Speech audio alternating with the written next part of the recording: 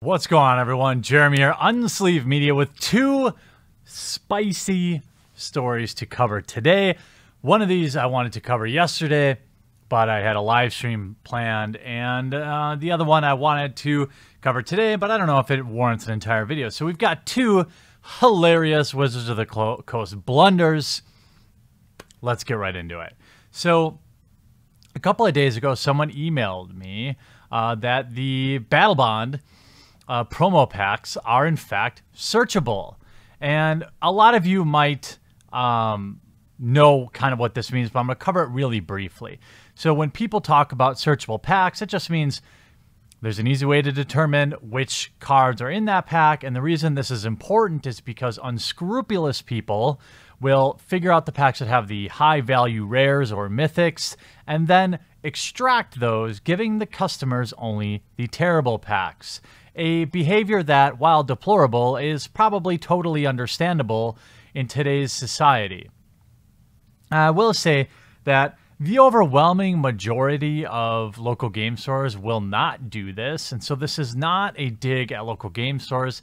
I know that the ones in my area, I wouldn't trust them. I wouldn't suspect they would ever do this, but you never know. And this is something as buyers, consumers, that you have to know.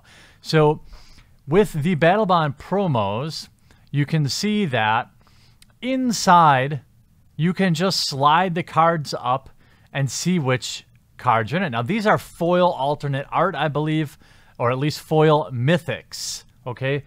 If these cards see play in Commander or in any other format, these will be very expensive. And the idea is the local game store can simply slide the cards up in the pack, figure out which ones have the expensive ones in it, and then give you, the customer, the junk packs. Now, unfortunately, when you report something like this, it's going to make everyone question everything, right? It's going to make you think if you get the bonus pack and you get jank rares, you're going to say, well, what the hell? My local game store must have searched the packs. And by the way, if you like this type of consumer advocacy videos, please remember to like the video. It really does help the channel these days with the sub feed doing God knows what. And I do really value your feedback and do this and appreciate all of you. And I like to get this out there to as many people as I can. The point is, look, local game stores shouldn't be in this position. They shouldn't even have... This shouldn't even be a concern for players, right? This is reminiscent of Revised. Back in Revised, the big thing with Revised packs, same with Legends packs, Alpha and Beta, you could slide the rares up and figure out which ones had the Black Lotus in it or the Dual Land or whatever, put the packs back in the box, sell it to your customers, and there were loads of people that did this. And there is no question in my mind that there will be local game stores that do this. I'm sorry, that's just a sad reality. It is what it is. And the fact that Wizards of the Coast would even think that this is okay to send out, why this is anything new to them, it's like they've never had to deal with searchable packs. Again, it's been an issue for almost the entire, well, since all 25 years of Magic the Gathering, whether it's mappable packs, whether it's searchable packs, it's always been something that they need to keep in mind. So when you have these promos, why wouldn't you just pack them in something that's opaque?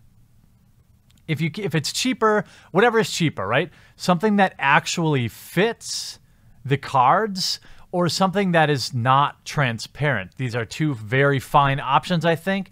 Cost difference in the pennies. Less than a penny, I'm certain. I'm sure it's probably a similar cost.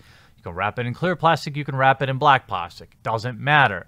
But again, they are so caught up in other issues, obviously, and this is why I push back against so much of the other focus that Wizards of the Coast has, is because when you're messing up the most basic of bitch things, right? The most basic function you have when you sell booster packs that have valuable cards in them is like to make sure that, people can't game the system.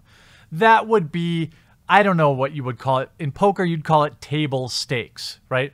This is the most basic feature function of whoever's in charge of this sort of thing. Now, they did fire some people in the last week or two, but why wouldn't this have been corrected? I don't know. Obviously, they printed these some time ago, but again, if you are in or around Magic the Gathering, if you're in or around any of the promo scene with Magic the Gathering, which is always an issue, see the Fatal Push promo or any of these other FNM promos that always seem to find their way onto eBay way ahead of time. Why? Why does this even happen? The second topic I wanted to cover is something very, very important to the Magic the Gathering Judge program. It is, of course, gender bias in the L3 advancement process. It's good to see that the Magic the Gathering Judge Association is working on determining whether or not some perceived bias might exist for people trying to advance to the highest tier in their program. This is far more important than child predators. This is far more important than letting convicted animals and disgusting humans into your program. That they push back on, that they spent no time on. But this, now the Magic the Gathering Judge Association wants to investigate, and by the way, in depth.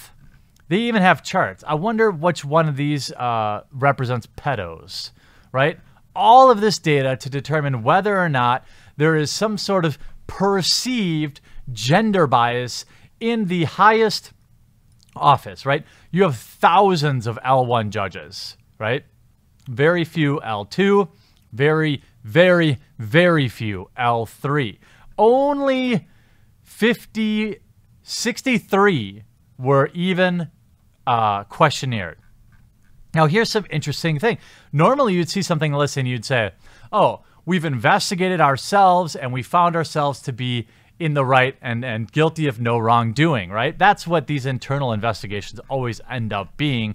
And of course, I don't know Nicolette or Anik, but I'm curious where their motivations lie in investing this amount of time on something so dumb. We conducted a research project to investigate whether there is a gender bias in the L3 advancement process. This project covered 3 main lines. Look at the time they spent on this. Imagine if they would have investigated whether or not there were criminals in their program, people you wouldn't want around your children. See, that's the thing. For people that are so obsessed with optics like these people apparently are, why would you do this? Why would you even put this out in the public for me to see and poke fun at?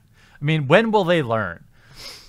The results showed women are more eager to attain L3 and are encouraged more to pursue L3 than men are.